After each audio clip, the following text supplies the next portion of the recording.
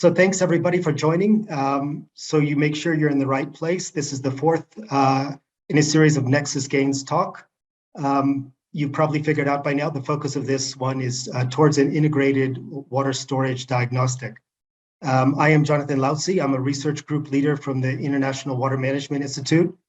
And I'm also the coordinator of Work Package 2, which is one of 5 work packages in the NEXUS Gains initiative. So before we jump into the specifics of the 2 presentations we're going to focus on today, I just wanted in one slide to give a bit of background on this Work Package 2, which is the context for these 2 presentations, and it's one of the key activity areas in this work package. So if you just look at your screen upper left, the objective of this work package is improving water productivity and fostering integrated storage management to enhance food and nutrition security and support socioeconomic development in water scarce regions. This is one of the 5 key work packages, or one of the 5 work packages of the NEXUS Gains initiative. And there's 3 kind of thrusts or 3 activity areas in this work package. So the first is focused right around the integrated planning based on all maps or all water storage options, all water stores, thinking beyond kind of traditional gray infrastructure like large and small dams, but also the suite of other storage options, which we're going to focus on today. Things like wetlands, aquifers, other options. So we have one activity around that, integrated planning based on all water stores, and then using a diagnostic to design, evaluate, implement these integrated approaches to build kind of thorough, strong, robust WEF NEXUS solutions for climate resilience. So that's the first area. The second area is around developing fit-for-purpose, user-friendly, accessible decision support systems to enhance water productivity across a range of key scales, starting at the farm level all the way up to the basin level, to enhance system productivity and enhance WEF or WEFI, water, energy, food ecosystem outcomes. The third key areas focused on political economy analysis. So we felt it was important to complement the first 2 activity areas with focus around understanding the context and identifying kind of strategic opportunities for change. Particularly as I think if you participated in our previous webinars, you're aware we focus in transboundary contexts, which are complex. And if you're trying to advance key solutions, like I just described around water storage diagnostics or DSS, that also often involves transboundary implications, and we wanted to account for that. So we're strategic in our approaches to advance the 2 core innovations. So that's just a bit about our about this work package. It's probably no shock to you that today we're focusing within the first of those activity areas.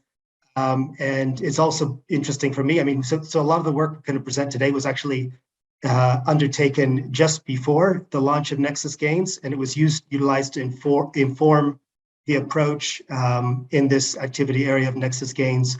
But already, NEXUS Gains has begun earlier this year, and we've gotten things rolling across our range of geographies. I just wanted to quickly highlight some of the key people involved in the different regions where we're working on water storage mapping and diagnostics, maybe starting from where I am in Southern Africa in the Shashe catchment of the Limpopo.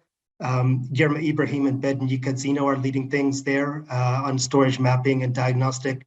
In East Africa, within the Eastern Nile and the Tana Bella, specifically, Meron Tai and Tewodros Asefa are driving things. I think this year they're just focusing on surface storage, and next year they're moving to the range of other storage options. In RLC Basin, Bunyad Holmatov, Sardar Kamidov, and Zafar is also giving some input there, some guidance, are focusing on the East Faramsai, which is a tributary shared between Kyrgyzstan and Uzbekistan. And then finally in the Ganges, Giriraj, Amarnath, and DA, Batpuria are focusing on the Ramganga, which is a sub-basin of the Ganges, just getting off the ground some storage mapping exercises. If you're curious to engage with any of these people, maybe throw that in the chat, and I think I can share their contacts, and you can follow up with them specifically. But there's a lot of good work that's getting off the ground in the in the different basins already, building on the kind of conceptual background you're going to hear today. Let's see if I can move. Okay, yeah, so jumping into the agenda, I wanted to keep myself quite brief. We'll have two presentations today. The first is focused on the need or rationale for integrated water storage diagnostics. Why are we doing this? And then the second is focused on early lessons. What can we learn from some of the areas where this has been under, this sort of integrated approach has been undertaken in different regions around the world so far. So the first presentation is going to be from William Rex. So William Rex is a water advisor at EME, currently seconded from the World Bank, at least for a couple more months. Previous to joining EME, prior to joining EME at the World Bank, William was team lead for several large water storage projects and was the World Bank's inaugural global lead on hydropower and dams. Over the last couple of years or so, while William has been at EME, he's been contributing to a variety of thinking about integrated approaches to water storage and has been involved in a couple of kind of important papers on that front, including one titled Storing Water, a New Integrated Approach for Resilient Development. That was a GWP and EME co-authored publication. And then equally, he's been involved in an EME working paper titled Change in Global Freshwater Storage. Last, he's currently contributing to a World Bank forthcoming report called What the Future Has in Store, a New Paradigm for Water Storage. So that's a bit about William, and he'll be presenting the first, making the first presentation on the need for integrated water storage diagnostics. The second presentation we'll hear from Anita Lazurko. Anita is a PhD candidate in social and ecological sustainability at the University of Waterloo, and she's a visiting scholar at the Stockholm Resilience Center, and she's also a consultant with us at IMI, the International Water Management Institute, presently, where she's currently driving work focused on the performance assessment of sand dams in the Shasha catchment of the Limpopo Basin, which effectively means mainly Zimbabwe. Great, so we'll hear two presentations and then hopefully we'll try to protect 20 minutes at the end where I'll moderate a Q&A. You can throw your questions in the Q&A or chat and I'll try to pass those on to William and Anita to respond to. Thanks a lot. I'll stop sharing and I'll hand over to the first presenter, William. Thanks again.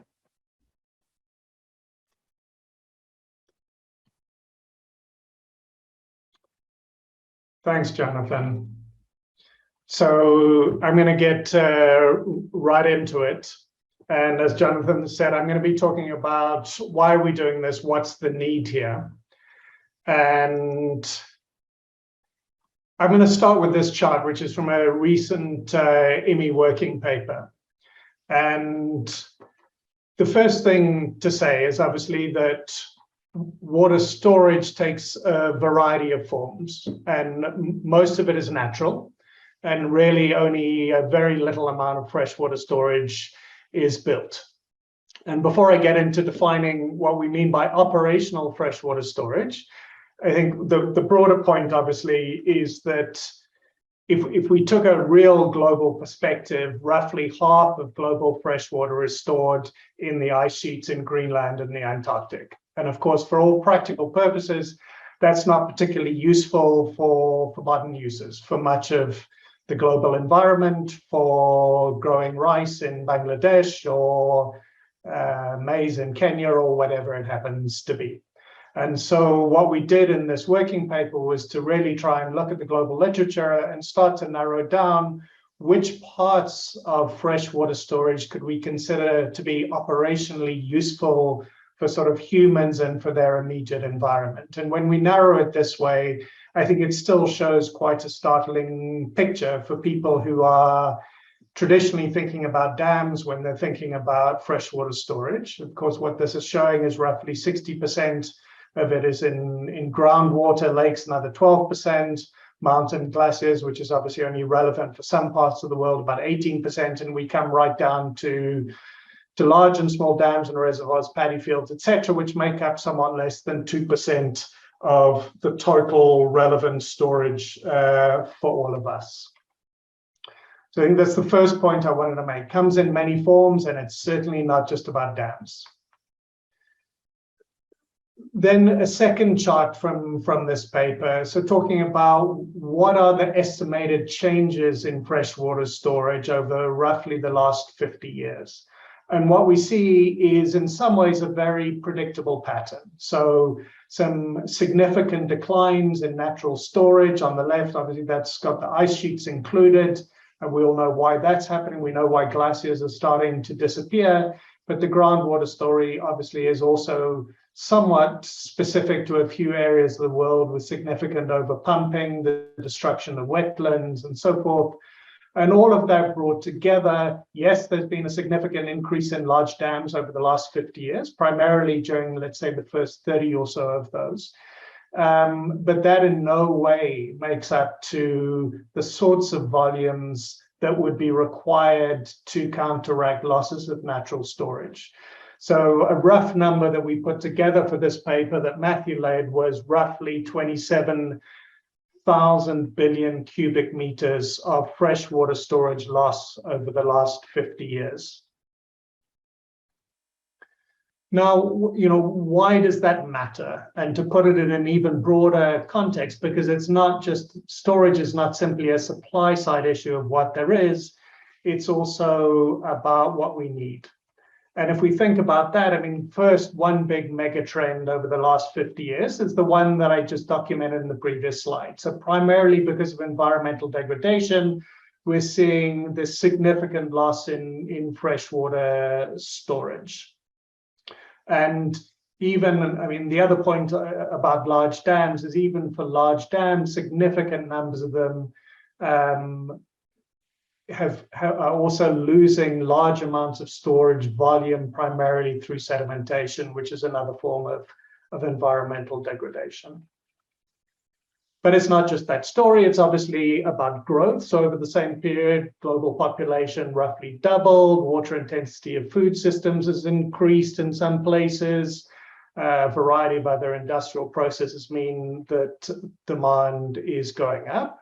And then finally, and particularly more recently, of course, we have climate change, and fundamentally climate change, a big part of it is about increasing variability in precipitation in particular, changing evaporation rates because of warming and so forth. And basically the big picture point is that if we think about these real megatrends, we're seeing the threat of a growing storage gap at a global level. Now, the extent to which that global storage gap exists at a local level becomes a highly localized question. And that's partly one thing that we need to be getting into in this work is to what extent is there a storage gap in different parts of the world that needs to be filled. So what influences the amount of storage that different countries or cities or private companies or other forms of stakeholders might need to develop?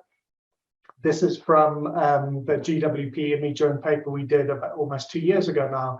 But obviously on the one hand, it's water demand and aspirations that are driving what is the degree of storage needed. This may be about countries deciding that they want to significantly increase food production or industrial production or whatever. On the other hand, there's the whole question of variability in precipitation. So Cape Town has a lot more variability than London, and they start in a very different situation because of that. The natural storage endowment, again, varies hugely across countries and basins based on the amount of naturally occurring groundwater or glaciers or whatever it is. Built storage condition varies both in terms of quantity of what has already been built, but also obviously in terms of quality. To what extent is it still performing? Is it aging? And much of it is.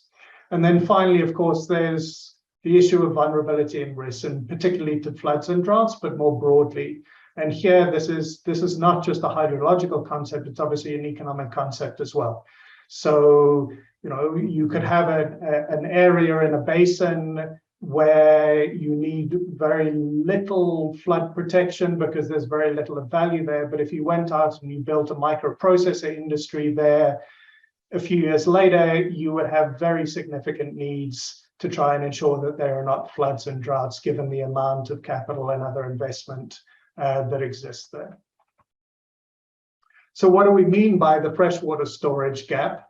So broadly, what we're thinking about is, on the one hand, we have needs, then we have alternatives, and then, of course, we have current availability. And in this slide, I've started to unpack some of that in terms of what are the specific needs for whom, by when, what performance parameters, in other words, what level of reliability or whatever it is do we need, and what type of returns might we see on it. So some forms of storage might provide financial returns. Hydropower traditionally always provides financial returns, but other forms of storage, flood protection or other types, may provide only economic returns. And that obviously influences the way that different stakeholders will think about need. On the storage alternatives point, the point is that, yes, I mean, there's a much bigger context that we always need to keep in mind here. And there may, in fact, be much better ways of solving what stakeholders may understand to be storage problems by looking at alternatives. And those alternatives might be direct hydrological ones, so alternative supply side stuff, water reuse, desal, whatever it happens to be and whatever's valuable. But it might be entirely different alternatives. Instead of hydropower, it might be alternative forms of energy and so on.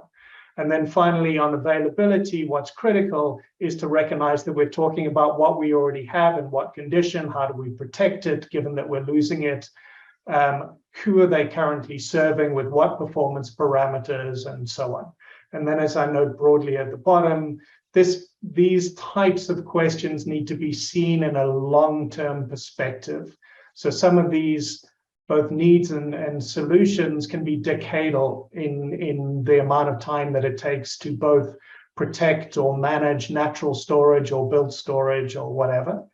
We need to remember that the environment is both a provider and a user of freshwater storage, even if it doesn't always have its own voice.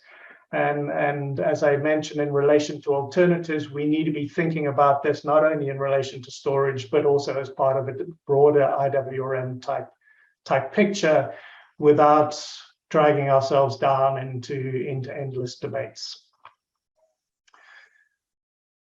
The next point I wanted to make briefly is that we need to be thinking about storage as a system, but also as a service. And this hasn't been published yet. It's from the World Bank report that I'm working on at the moment. And really what it's trying to do is to link up the notion that you have a variety of natural and built storage types. These combine into natural or built or hybrid storage systems. And indeed, those combine together into even bigger systems. So a managed aquifer recharge system might be combining with other broader watershed management issues, some build dams, etc., to provide an even bigger storage system. But the key point here is to think about storage in terms of services. And those broadly fit into three buckets. One is a set of services around increasing water availability. The second is around mitigating floods in some form. And the third is about regulating flows, where it's not simply about increased water availability or flood mitigation. And most obviously, those are usually to do with hydropower and with transportation, tourism, etc. And again, these can be combined. So a run-of-the-river hydropower plant, for example, is about providing a regulating flow that channels water in such a way that you can run turbines. A storage hydropower is about both increased water availability and regulating flows. And then the final part of this chart is obviously making the point that there are many, many different and overlapping customers or beneficiaries for these storage services. They will each have their own view and own needs and own take on what is a priority in relation to storage, what level of service do they need with what level of reliability. And again, if we're going to think about this as an integrated system, we need to start working out ways, what are the ways of aggregating the need across those sectors in order to create a more comprehensive picture that can be met through systematic integrated approaches. So in summary, ideally, we would understand long-term needs disaggregated into key services with specific performance parameters like reliability or whatever it is. Those would be linked to beneficiaries or clients, and ideally also into a likely ability or willingness to pay. The second point is that we need to be mapping and measuring current storage, and that's where Jonathan was particularly starting in talking about what is some of the work that has already been launched under NEXUS gains, where we need to be mapping both natural and built, but we need to be also working out how do we map them as a service and not just a volume, and how do we map them as part of a hydrological system as opposed to a set of distinct facilities or entities.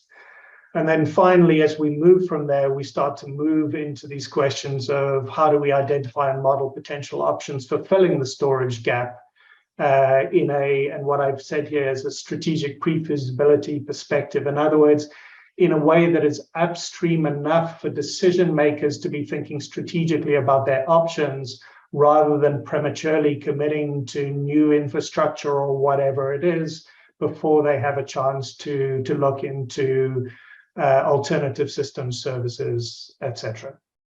So that's all I wanted to say for now, and over to Anita. Thanks.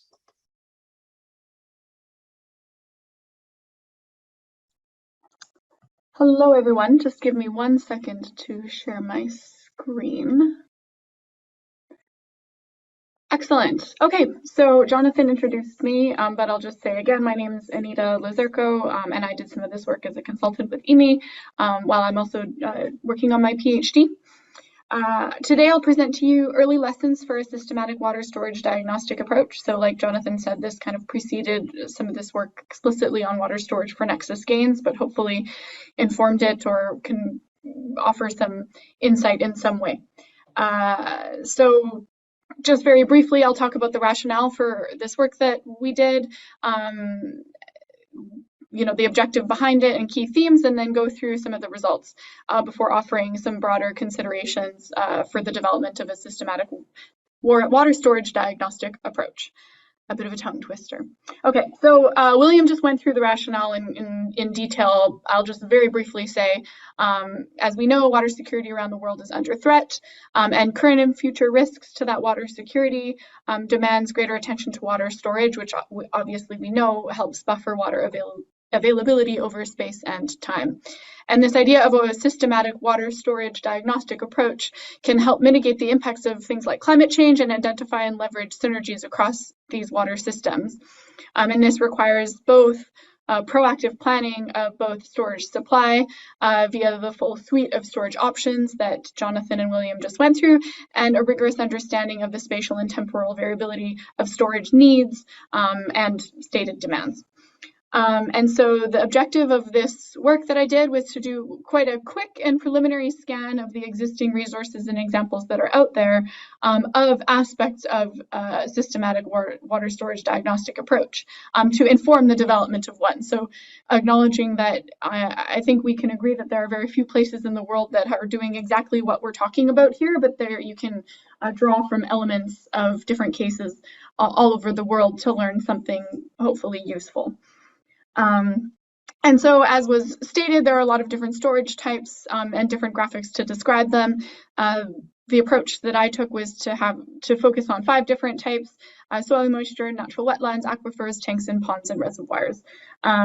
This is not probably news to any of you that this is a possible way of a possible typology of things to structure an analysis. And the first thing that we did was just to look out and see what options there are to map and start to quantify all of these different types of storage. Obviously, that's challenging because different methods apply for different types of storage at different scales and offer different levels of granularity for specific purposes. So, for example, some of our remote sensing approaches to measuring storage in wetlands and whatnot can give us a very big picture assessment on larger scales, but for operationalizing at smaller scales, it's variable. So this helped us just kind of get a sense of what's out there. The next thing was trying to find examples of integrated water storage planning and system management. And so found quite a few. I'm just going to throw some up that I thought were interesting and perhaps demonstrative in some way. So firstly, an urban water supply system in Namibia had an interesting way of dealing with scarcity. So Namibia, as we know, is one of the driest countries in Southern Africa, and there's quite a lot of pressure on existing water resources. So they have quite a conservative approach in their water management, in the city of Windhoek's water management plan.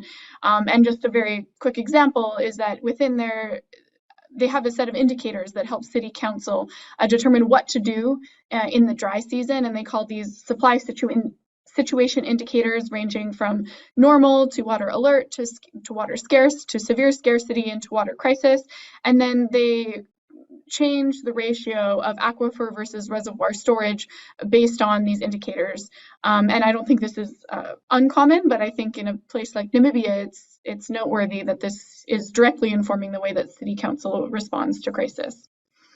Another very different example is Sponge City in China, which many of you probably have heard about before. This was an institutionalized response to issues of flooding, water supply shortage, and water quality in cities, different cities around China, with the idea that you can improve resilience to these issues by using a more strategic and integrated combination of natural and gray infrastructure solutions that essentially prioritize this idea of water retention, or the sponge that's created through this full suite of options.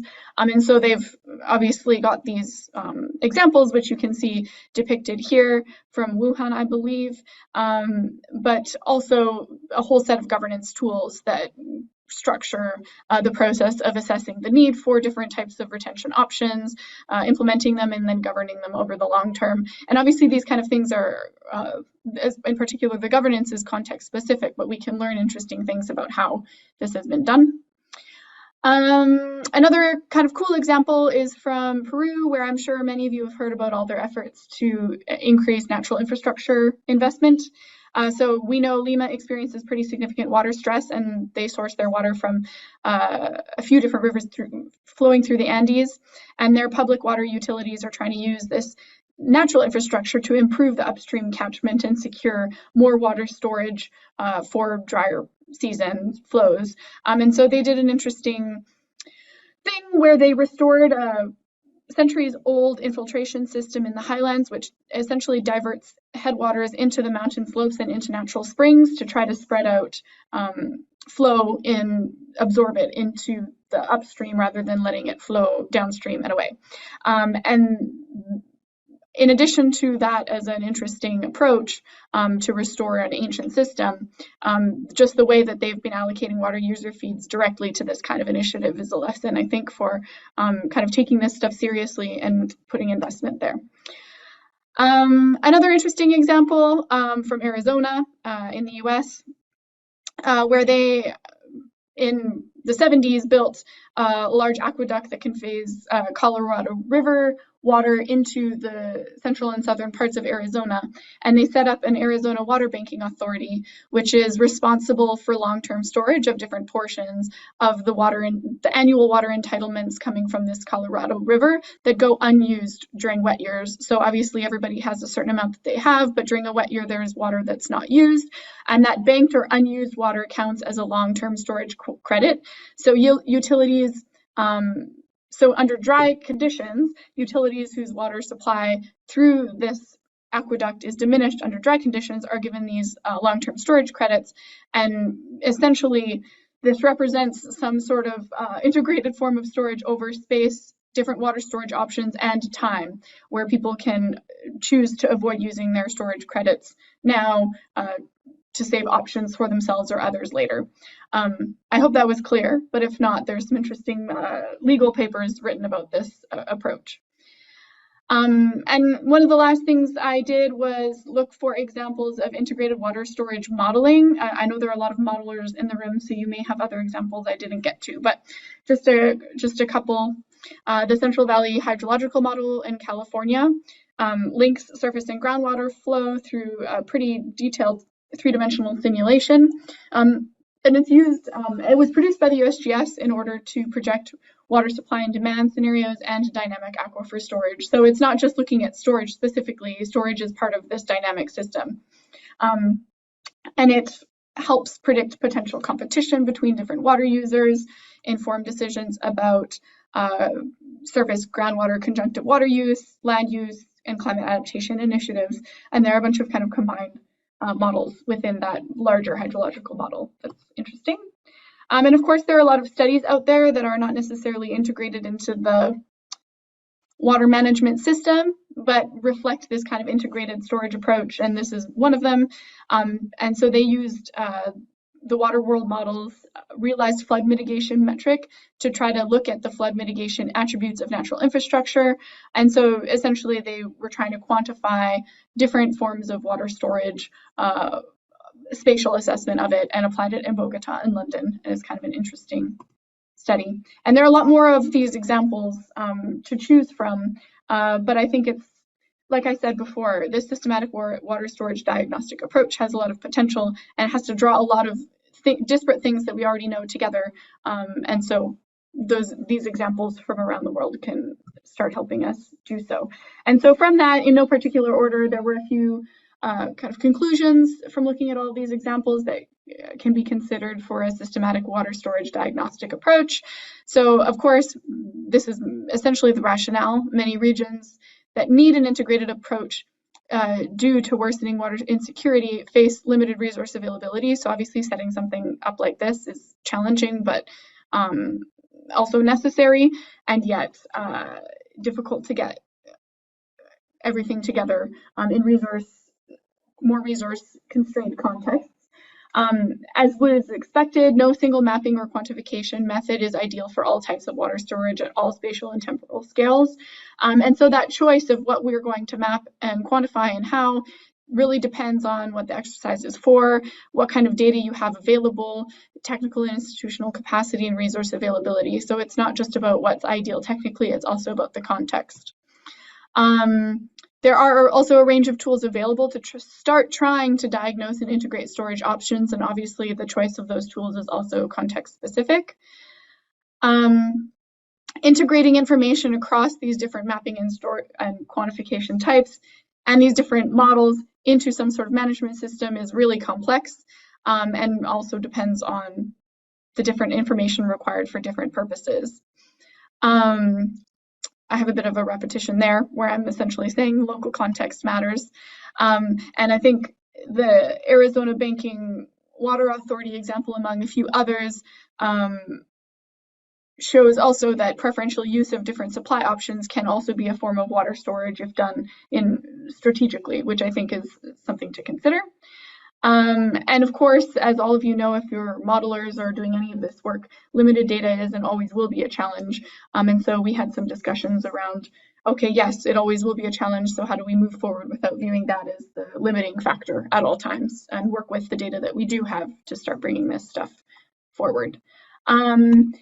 And so I'll just close to say that, and Jonathan alluded to this, I think there's, we're looking at all these factors relevant to a systematic water storage diagnostic approach. And then there are very specific things that we need to know more about. And so sand dams are one of these promising storage options that in this case we're looking at in the Shashe catchment in Zimbabwe, where there are ephemeral rivers that dry up during the dry season and very low groundwater potential because people just drill into bedrock. And so what are some of the more unique examples of water storage that we can look at?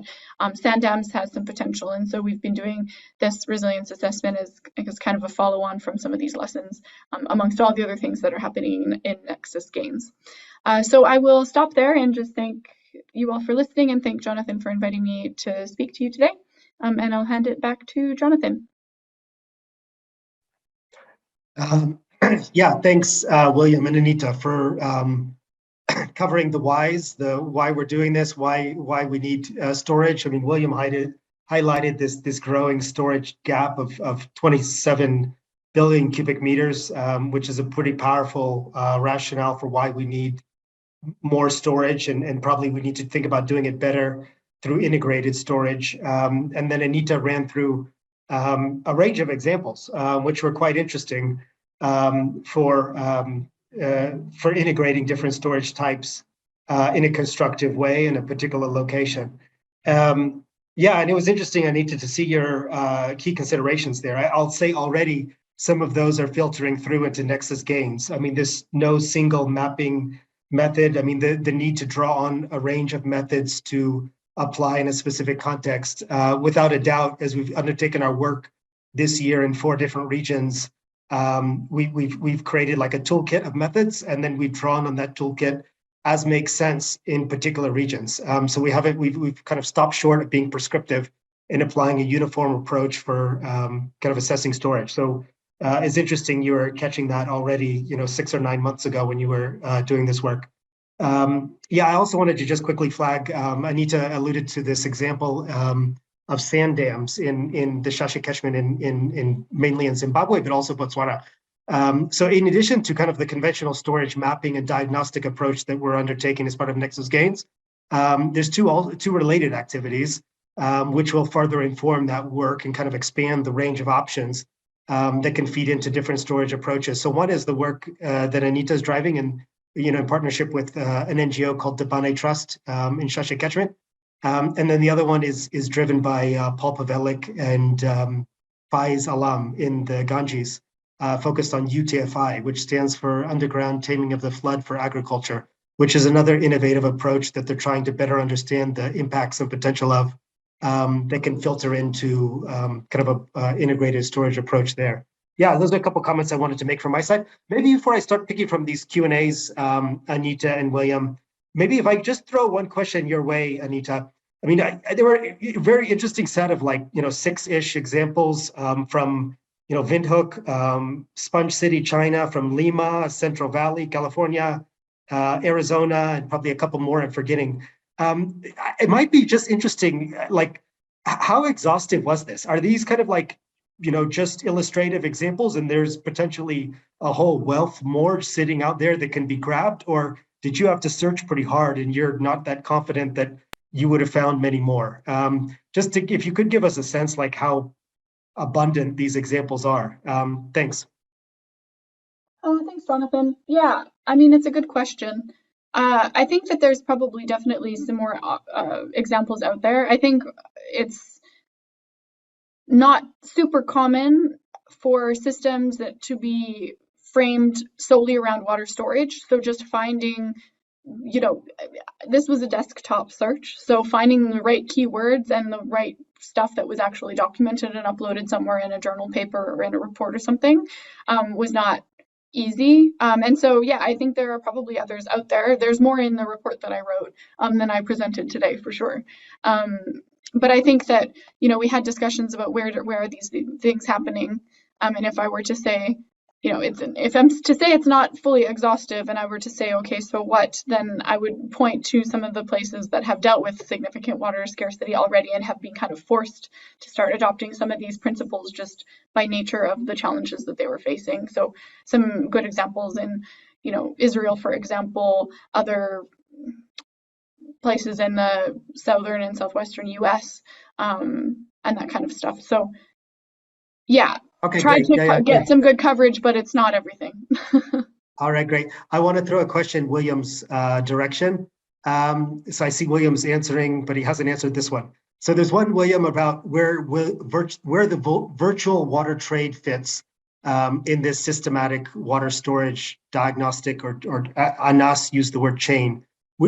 Same point. How do you see virtual water fitting into this approach that was outlined?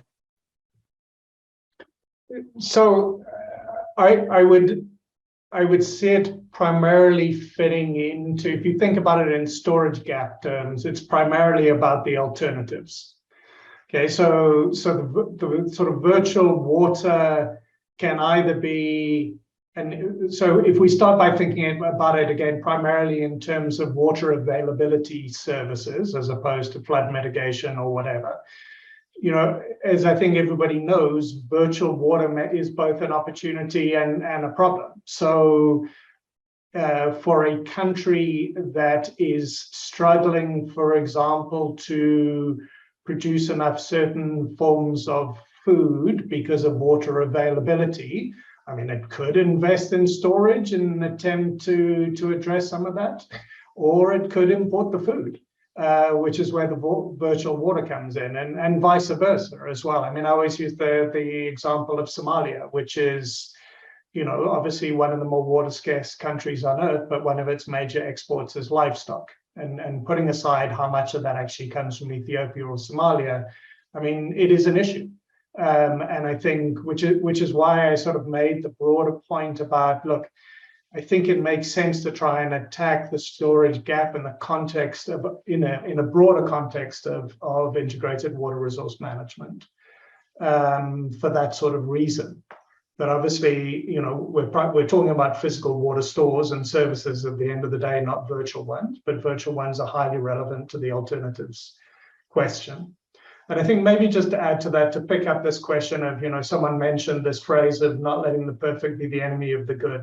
I mean, you know, I think what everybody struggles with IWRM is, you know, I don't think I've ever really heard anybody say, no, that's a dumb idea, we shouldn't manage water in an integrated way. It just becomes a really practical question of, gosh, we're not getting a whole lot of traction because there are so many moving parts and so many sets of stakeholders and so many different things to take into account. And I think, you know, one of the advantages of the focus on water storage is it does start to narrow things down into a somewhat practical scope and into a scope where it's possible to think in investment terms, whether those are investments in safeguarding watersheds to protect long-term storage water towers or whatever, or whether that's in developing infrastructure. But it does, I think, present people with a somewhat tangible way forward. Thanks. Yeah, good, great. Maybe that next question, I think you were going to reply in chat, but it seems to have quite a broad relevance, and I think maybe some of that might get lost if we just throw a chat response in there. You know, Ravinder asks kind of the dilemma between operation and maintenance of existing infrastructure versus creating new infrastructure. And it's interesting. I'll just kind of expand on that and maybe give you a chance to catch your breath. You know, everywhere I travel, it's this constant thing of this looking at the existing sites and you know, rehabbing them. It seems increasingly rare for wholly new infrastructure to go in. It's just often this going back to existing sites that are run down, just because they seem to be so many of them. But yeah, and I guess that the return on investment is better also to go, because the best sites have already been selected. So those are better to go back to. But maybe I'll stop myself from talking and throw this over to William or Anita if they have thoughts on the more sensible approach, in Ravinder's word, going, you know, operating in O&M of existing infrastructure versus creating to recover lost storage or creating new infrastructure. Maybe since William, you just spoke, maybe I'll give Anita the first chance, and then William can add to it. Anita, any thought? Yeah, I mean, I think William's probably the best one to answer this question. Okay. But I mean, what I can say is I think that it's like, maybe this is just a note, but I think it's always both. I think what we're also saying is that there is water storage that is not necessarily viewed as storage in a conventional sense. And so a focus on, you know, recovering lost infrastructural water storage or investing in new is kind of one way of looking at the challenge. It's also, what storage do we have that we're not necessarily leveraging yet or don't fully understand yet, and how does that influence the system? So it's almost like we're asking us to take a few steps back and first kind of assess that full suite of options, and then perhaps make a more strategic choice about this dilemma that was asked in the question. But yeah, like I said, William is probably a better place to respond. Go for it. William, go ahead. Yeah, so as I'm sure Ravinder knows, the answer is, well, it depends. It's like most answers. And, you know, there's definitely a bunch of old infrastructure out there that was not designed to deal with sediment properly, for example, and where it would be prohibitively expensive and just physically very difficult to rehabilitate the storage in those systems. But there's plenty of other places where, yes, as you were saying, I mean, there are significant downsides to greenfield infrastructure, and therefore it does make sense to be focusing on them.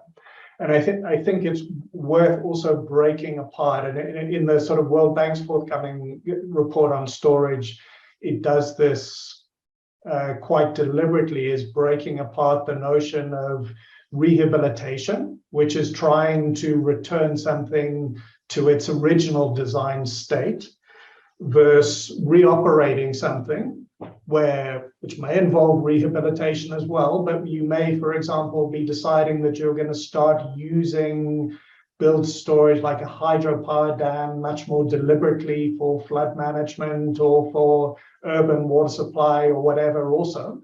And that becomes a governance question, and it becomes an economic one and so forth, not simply a physical or hydrological one.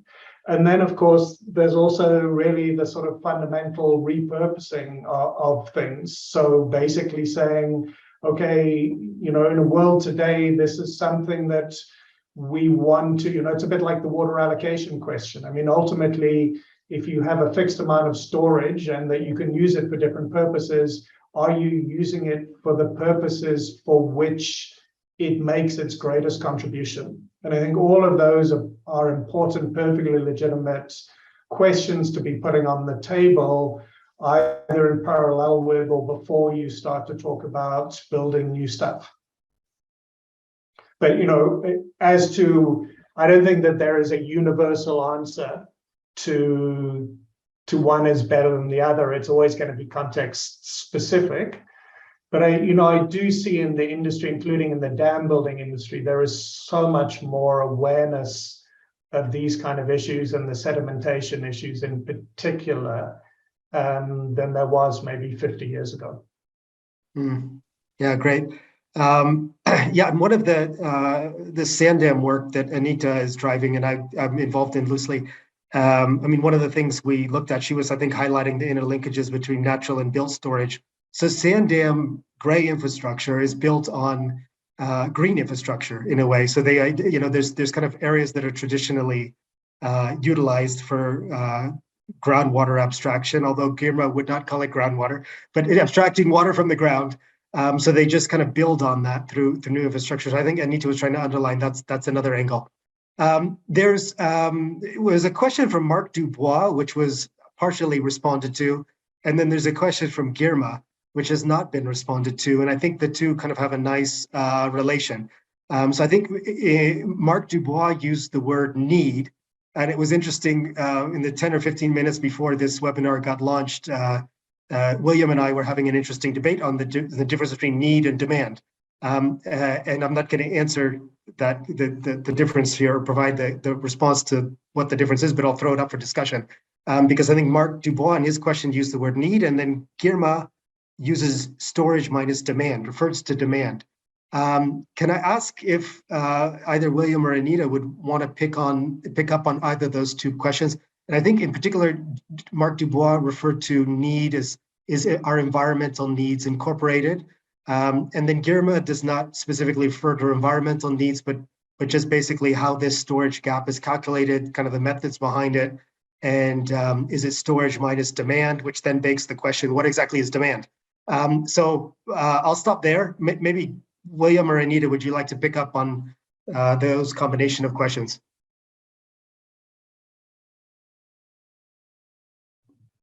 Sure. I mean, if I start and then Anita, you jump in. I mean, so need to my mind is a broader construct, and it's, if you like, a somewhat idealistic construct. It's like, if we could develop the full picture of need, that's what it would be. And I think to partly get at Goma's question, we need to be thinking about need as a long-term concept.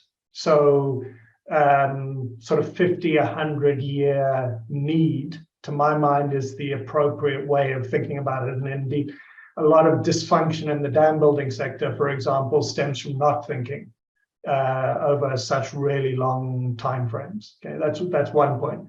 So, and yes, to get to Mark's point, need absolutely includes needs of the environment in all of its different facets. So from, we should be putting the question back to Mark around what that means in terms of fisheries and so forth for need. And in the chat, we sort of talked about what that means for environmental flows and the way we define them, etc. But demand is a more specific concept. I see demand as something that can be expressed by stakeholders. And then it may or may not be accompanied by a willingness to pay, which is a sort of a throwaway comment that I made, but that does become quite important at some point. for when we think about, how do we finance all of this stuff, and how do we hold service delivery accountable, and so forth.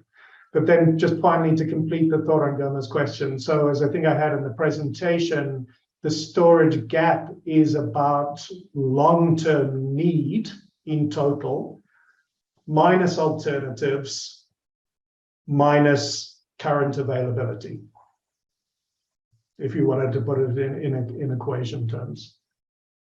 Long-term need minus, say that again, I'm sorry? Minus alternatives. Okay. Which and then again, minus current availability. So to get, Matthew asked the question about hydro. There are plenty of alternatives to hydro. There's a debate to be had about how viable they are in a particular context or something. There's fewer alternatives to urban water supply. At the end of the day, people have to drink, and so on. But so alternatives, again, they may be from a different industry entirely, or they may be alternative ways to supply water, desal or interbasin transfers or whatever it is. And indeed, as Cape Town showed, it may also be about very significant investments in demand management. Yeah, great. Okay, I'll keep it moving maybe to Matthew's question, which I'll propose to give Anita the first opportunity to respond to. So the IHA, the International Hydropower Association, suggests hydropower output needs to double within 25, 27 years to reach net zero. Even with rehabilitation of existing power stations and pump storage schemes, this means significant increase in large dam storage. Any thoughts? Okay, thanks, Matthew. I haven't heard that statistic before. And so I haven't really thought through the implications, but I think,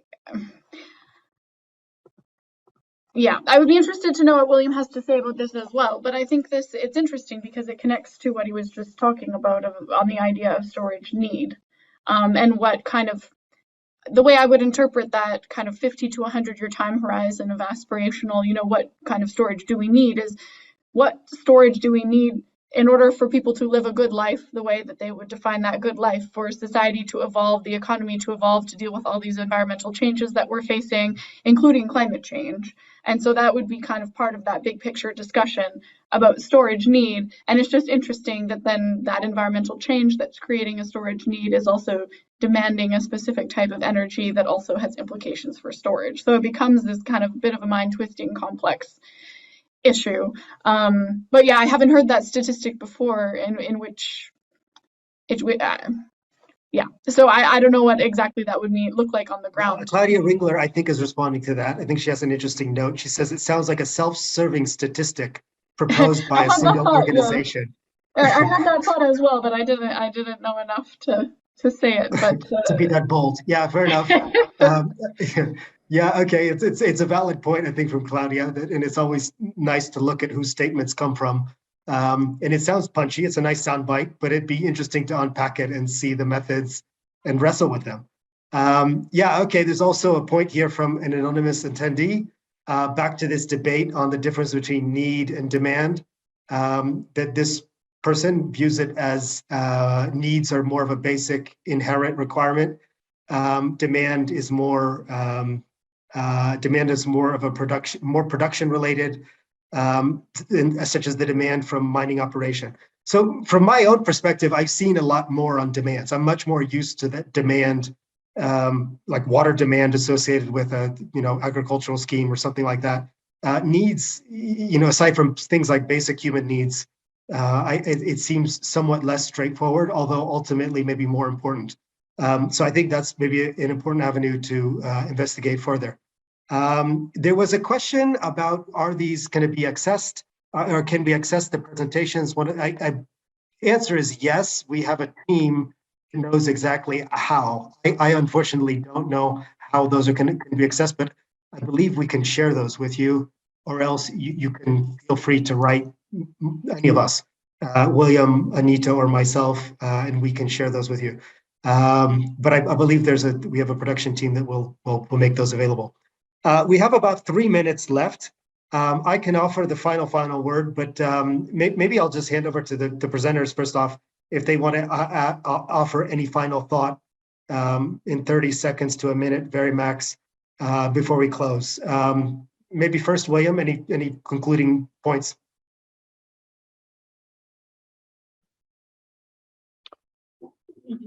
Yeah, so I mean, I think my appeal would be that I think there's a huge amount of work that we need to collectively do in this area in really unpacking what we mean by need and demand over the long term in such a way that would enable much more systematic approaches in the face of climate change.